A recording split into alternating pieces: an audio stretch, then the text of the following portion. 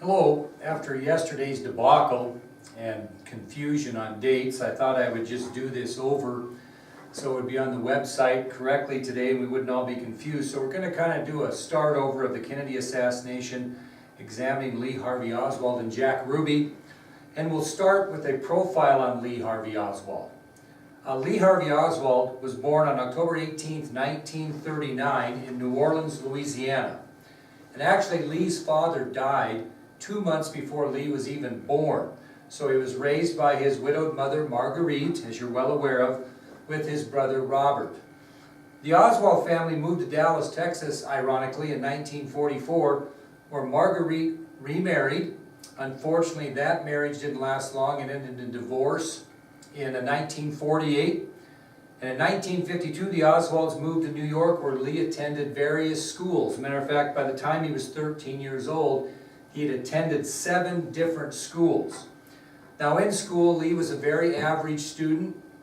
He was somewhat shy, but he did find himself in trouble several times and was disciplined for both truancy and fighting. The time in New York was not a positive one for the Oswalds, so in 1954, they moved again, this time to New Orleans, where Oswald again didn't show much success academically, and he dropped out of high school at the age of 17 and joined the Marine Corps. While he was in the Marines, he was trained with an M1 rifle, and he qualified as a sharpshooter in the Marines, which means that he could shoot accurately and consistently from 200 yards. In 1958, Oswald was court-martialed in the Marine Corps for the second time for keeping an unregistered revolver in the barracks. How they found out about that is he accidentally dropped the revolver and it shot into his elbow.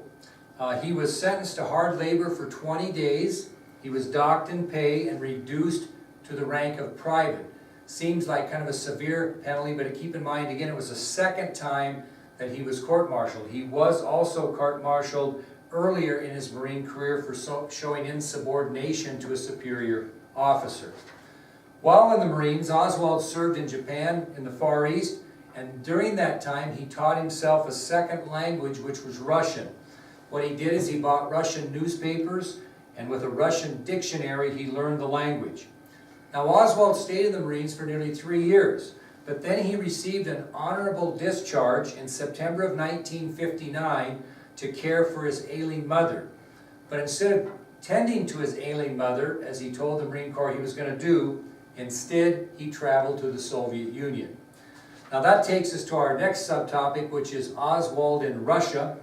And we'll start by telling you that on October 16, 1959, Oswald obtained a passport on a tourist visa, then traveled to the Soviet Union. When he got to the Soviet Union, he immediately revisited the United States Embassy there, where he renounced his U.S. citizenship and then immediately applied for citizenship in the Soviet Union. When Oswald was discovered in Russia by the Soviet government, they first thought he was a member of the CIA. When they checked him out and found out that wasn't the case, they actually thought about recruiting him to be a Soviet spy. But once they learned more about him, the Soviet government did not believe he was good enough. So on October 22nd of 1959, Oswald was denied Soviet citizenship and he was told by Russian officials to leave the country. Well, determined and showing his flair for the dramatic, after he was denied citizenship, Oswald went back to his hotel room and slit his wrist, thinking that Russian officials would allow him to stay. Well, actually they did, but they told him he could not live in Moscow, that he would have to move to nearby Minsk, M-I-N-S-K. There he obtained an apartment, got a job in a factory, and Oswald really stood out in Minsk. He was the only American. He liked the attention he was getting by being the only American, so it was a place he really enjoyed. While he was in Minsk, he met and fell in love with a Russian woman by the name of Marina Prusakova. And she was 19 years old. He was just a little bit older than that at 20. They were soon married. They began a family. Their daughter, June Lee, was born on February 15, 1961. And after 2 years in the country, Oswald became dissatisfied with Russia and in late December of 1961, he applied for an exit visa to leave the country. So both Oswald and his wife Marina, who was Russian by the way, actually had no problems getting the exit visa to the United States. So on June 14, 1962, Oswald returned to the United States with his Russian wife and their young daughter. By the time he reached American soil again, Lee Harvey Oswald had spent nearly 3 years in the Soviet Union. That'll take us to our next subtopic, which is Oswald back in the United States. Oswald and his family arrived at Love Field in Dallas, ironically, where he was met by his brother Robert. Upon his arrival, Lee Harvey Oswald was really a man of no importance. He really knew no one. He really had no friends, and he had no deep connections with anyone except Marina, and he was physically abusing her at the time.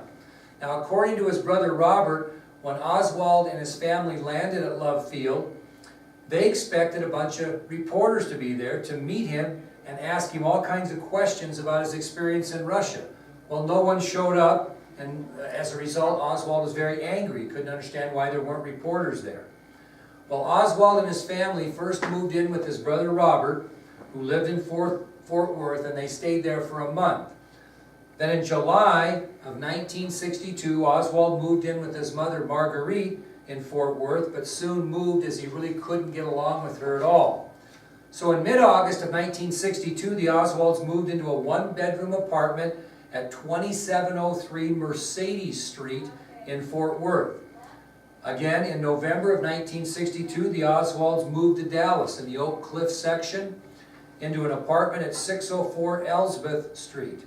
Now, it was at this time when he lived at Elsbeth Street that Lee Harvey Oswald ordered both the pistol used in the killing of Officer J.D. Tippit and the rifle used in the assassination of President Kennedy.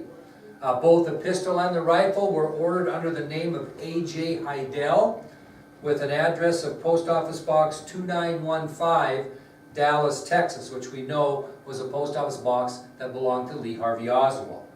The cost of the pistol was $29.95, and the cost of the rifle was $19.95, including the scope on the rifle.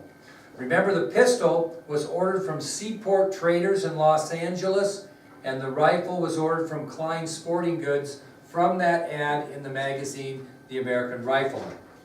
Well, early in April 1963, the Oswalds moved again from the Elsbeth Street apartment into an apartment at 214 West Neely Street in Dallas, again the Oak Cliff section. Now, keep in mind that Oswald kept the pistol and the rifle that he had purchased in a small storeroom at the Neely Street apartment where he spent long periods of time. And Marina was told by her husband that she was not allowed to enter that storeroom. And when Marina inquired about the rifle, Oswald simply told her that he intended to use the rifle for hunting and that he would be practicing with it once in a while as well. And he was cited at different places cited in that rifle prior to the assassination. Keep in mind it was at the Neely Street apartment where Oswald posed for those pictures that were taken by Marina in the backyard of that apartment that we talked about that Fritz used against Oswald in the interrogation. Those pictures, again, were taken in the backyard of the 214 West Neely Street apartment. Now this takes us to an important event that we'll talk about in our next lecture, and that was Oswald's first assassination attempt. Because, as we mentioned when we talked to Ruth Payne on the telephone the other day, that you really need to know the importance of Oswald's attempt on General Irwin Walker before you really understand why maybe he went after President Kennedy. And if you remember, Mrs. Payne doesn't talk to people that don't know this story. So this will be good information, and this will occur in our next lecture. Okay, I hope this clears up the lecture we had today, which was a little bit out of order and a little bit confusing. I apologize for that, but I think you'll find this one much more useful. Thank you.